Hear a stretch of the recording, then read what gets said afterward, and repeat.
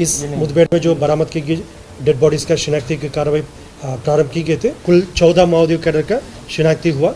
इसमें जो कंफर्मेशन जो अभी तक हमारा पास फिलहाल है उसमें DKZC मेंबर नीति उर्फ उर्मिला है। उसके अलावा जो DVCM सुरेश सालामे है और कंपनी नंबर 6 और प्लेटून नंबर 16 का जो PPCM कैडर का सोनू, अर्जुन, सोहन, बुधराम, अनिल, जनीला, जमली, इस प्रकार फूलो, इस प्रकार कई माओवादी कैडर का शिनाख्ती हुआ, जिसका भी हम डिटेल उनके ऊपर क्या क्या रैंक और इनाम कितना है उसका भी डिटेल थोड़ी देर में सॉफ्ट कॉपी में हम शेयर कर लेगा। रवाना किए गए थे अभियान के लिए। सर्चिंग के दौरान कल दिनांक 4 अक्टूबर को दोपहर से लगातार अनेक बार माओवादी एवं सुरक्षा बल के बीच में मुठभेड़ हुई। मुठभेड़ के पश्चात इलाके के सर्चिंग के दौरान 31 माओवादी के डेड बॉडी कुल बरामद किए गए थे। इनमें से 13 महिला माओवादियों का डेड बॉडी और 18 पुरुष माओवादियों का डेड बॉडी है। और जैसा मुठभेड़ के पश्चात आज भी रीइंफोर्समेंट टीम उसमें CRPF के पार्टी भी थे और DRG का अतिरिक्त बल, STF का बल सब आसपास इलाके में पुनः सर्चिंग किया। इस दौरान काफ़ी बड़ी संख्या में वेपन्स द्वारा भी रिकवर किए गए थे। उसमें LMG weapon, AK-47, INSAS, SLR 303 ये अन्य ग्रेड वेपन्स भी काफ़ी बड़ी संख्या में रिकवर की, जिसका संख्या हम जो सॉफ्ट कॉपी में शेयर भी कर लेगा। जिस तरीके से वर्ष 2024 में हमको परिणाम लगातार सकारात्मक रूप से प्राप्त हो रहा है, उसमें एक मुठभेड़ में काफ़ी बड़ी संख्या में माओवादियों का डेड बॉडी रिकवर की जा रही थी। इस सब जैसा आंकड़ा इसकी ओर अंकित करते हैं, हम सही दिशा में मजबूती से आगे बढ़ रहे हैं और निश्चित रूप से जो आने वाला 1.5-2 साल में जैसा शासन की मंशानुरूप क्षेत्र की जनता का भी इच्छा है नक्सल गतिविधि से उनको मुक्ति मिले, उसी इच्छा का अनुरूप भी हम काम करते आ रहे, तो उसी से निश्चित रूप से हमको काफ़ी सकारात्मक परिणाम आने वाला बहुत जल्दी देखने के लिए मिलेगा। जो अभी फोर्सेस का जो मनोबल काफ़ी मजबूत है, उनके टैक्टिक्स काफ़ी बेहतर है। इंटर डिस्ट्रिक्ट जो कोऑर्डिनेशन है, मल्टीपल फोर्स का कोऑर्डिनेशन, साथ साथ इंटर स्टेट का कोऑर्डिनेशन भी काफ़ी बेहतर है। उसमें सूचना का आदान प्रदान समय पर हो जा रहा है और जैसा सीमा का कोई वादा नहीं रह गए। अभी दंतेवाड़ा जैसा जिस इलाका में कल मुठभेड़ हुई थी, लगभग 5 जिला का संगम क्षेत्र माने जाते हैं। जिला सुकमा और कांकेर के छोड़ के इस बस्तर संभाग के 5 जिला जैसा जिला दंतेवाड़ा, जिला नारायणपुर, जिला बस्तर, जिला बीजापुर और जिला कोंडागांव, इस प्रकार 5 जिला के एक संगम वाला इलाका माना जाते हैं ईस्ट बस्तर डिवीजन।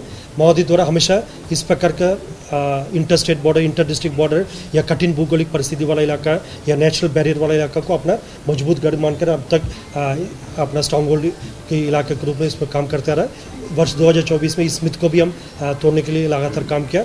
अभी तक जो कंफर्मेशन हुआ है, DKZC नीति उर्फ उर्मिला है, जिनका ईस्ट बस्तर डिवीजन का इंचार्ज भी है और उनके ऊपर 40 लाख का 25 लाख का जो इनाम है जो DKZC मेंबर होने के इसमें, और 2 DVCM मेंबर है, एक सुरेश सलाम, दूसरा मीना मड़कम।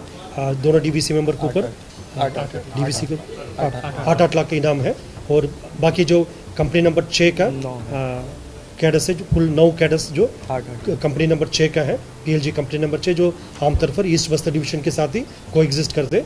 एक कैडर के ऊपर 8 लाख इनाम है। उस हिसाब से टोटल जो कंपनी नंबर 6 का 72 लाख इनाम है और 3 PPCM लेवल के कैडर है और एरिया कमेटी लेवल का कैडर है ईस्ट बस्तर डिवीजन का, एक के ऊपर 5 लाख इनाम। इस प्रकार टोटल अब तक जो शिनाख्त हुआ माओवादी कैडर के ऊपर 1 करोड़ 30 लाख का जो इनाम अब तक इन 2 थाना क्षेत्र के बीच वाला एकदम बॉर्डर का क्षेत्र है।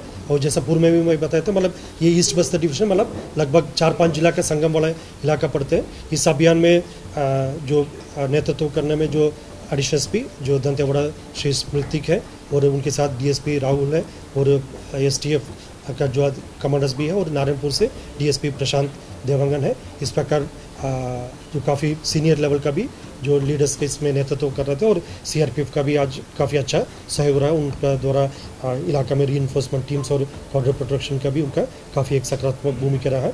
अब तक हमको बस्तर संभाग के अंतर्गत वर्ष 2024 में काफ़ी एक सकारात्मक आउटकम प्राप्त हुआ। मतलब पूरा देश में भी देखा जाएगा, मतलब एक कैलेंडर ईयर में, एक ऑपरेशन सीजन में इतना बड़ी सफलता मतलब किसी एक सीजन में मिलना मतलब संभवतः छत्तीसगढ़ राज्य में हुआ है।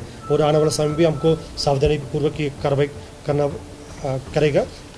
हम ये बात को बार बार सभी फोरम में बताते, हमारा दुश्मन का ताकत का हम अभी भी कम आकलन नहीं कर रहा है। हमें आईडी से बाकी अन्य उनके जो मोडस ऑपरेंडी उसमें हमको सावधानी रख कर एक एक कदम मजबूती से आगे बढ़ने की आवश्यकता है। निश्चित रूप से इस प्रकार बड़ी सफलता में हमारे फोर्स के उत्साहवर्धन होते हैं, उनको मनोबल बढ़ते हैं, लेकिन हमें आगे वाला कार्रवाई को बहुत सावधानी पूर्वक तब तक पूरा टास्क कंप्लीट होगा, तब तक पूरे इलाके में नक्सल संगठन का खात्मा नहीं होगा। कोई कैजुअल अप्रोच नहीं करेगा, उसका करने का कोई गुंजाइश भी नहीं है। हमारे फोर्सेस का बार हम इसी विषय को लेकर लगातार ब्रीफ भी करते रहते। ये विगत कई महीनों से हम लोग ये तरीका अपना लिया था, जो भी इंफॉर्मेशन शेयर करना चाहिए समय पर आप लोग देते। इसके वेपन्स के बारे में मैं एक बार अपडेट अभी जो आए थे, LMG 1 नग में और AK-47 rifle 4, SLR rifle total 6, INSAS rifle 3, 303 rifle 2 और काफ़ी बड़ी संख्या में जो लोकली फैब्रिकेटेड जो वेपन्स है और BGL लॉन्चर्स, BGL शेल्स और 315 कैलिबर का राइफल, 12 बोर कैलिबर का राइफल, इस टाइप का बाकी बड़ी संख्या में बरामद हुआ। जो एक रेगुलर ग्रेडेड वेपन्स के हिसाब से जो आमतौर पर हम बताते हैं, उसमें 1 LMG, 4 AK-47, 6 SLR, 3 इंसास और 2 303 वेपन मिला है। अभी भी जैसा जो रिकवरी टीम्स भी वापस मुख्यालय आना बाकी है, जैसे जैसा रिकवरी टीम्स जो आ जाएगा उसके बाद फिर और सामग्री क्या कुछ मिला है और उनके महोदय के डेली यूज आइटम से लेकर अन्य क्या कुछ सामग्री मिला, उसके बारे में हम और स्पष्ट जानकारी उपलब्ध करा पाएंगे। और अभी भी हम ये अपील करना चाहते हैं, महोदय के पास और कोई विकल्प नहीं है, इंसास छोड़कर शासन के समक्ष आत्मसमर्पण करे, खुद के जान को भी बचा ले और इलाका में जो शासन के मंशानुरूप क्षेत्र की जनता का इच्छानुरूप विकास कार्य हो रहा है और जो शांति व्यवस्था स्थापित करने में सभी ओर से पहल हो रहा है, उसको उनका भी भूमिका हो सकता है।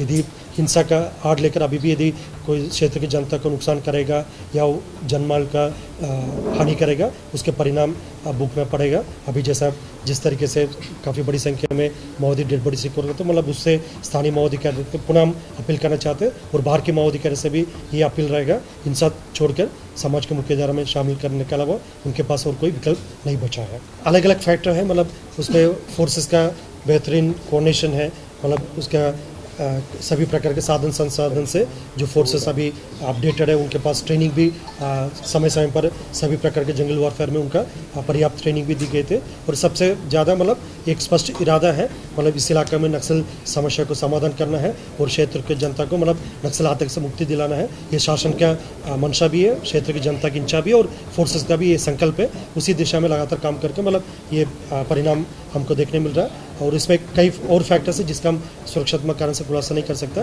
लेकिन ये बात को मैं बार बार रिपीट कर रहा है, जो फोर्सेस का मनोबल, जो inter district coordination, multiple forces के बीच में आपसी तालमेल, जो इंटेलिजेंस इनपुट्स है, जो SAB हो, IB हो या स्थानीय इनपुट एजेंसीज, इंटेलिजेंस एजेंसीज है, सबका इसमें काफ़ी महत्वपूर्ण भूमिका रहते हैं और इसी कारण से मतलब हमको एक परिणाम देखने को मिल रहा है। जैसा इसके पहले भी PC में मैं बताया था, माओवादी कभी भी कोई अच्छा काम के लिए तो इकट्ठा नहीं होते हैं, वो तो मतलब किसी न किसी प्रकार का कोई साजिश करने के लिए, क्षेत्र की जनता को किसी प्रकार का प्रताड़ना करने के लिए, कोई शासकीय संपत्ति को नुकसान पहुंचाना या किसी के ऊपर हमला करना, सुरक्षा बल को नुकसान पहुंचा, ये उनका इरादा रहता है। उसी काम के लिए वो दिन रात वो लोग दिमाग में साजिश चलते रहते, जो सब उसी किसी में एक कारण के लिए वो इकट्ठा हुआ होगा या उनके आपसी कोई बैठक भी हो सकता है। अभी जैसा जैसा डीब्रीफिंग होगा और भी हमको इनपुट मिलेगा, उसमें और स्थिति स्पष्ट होगा।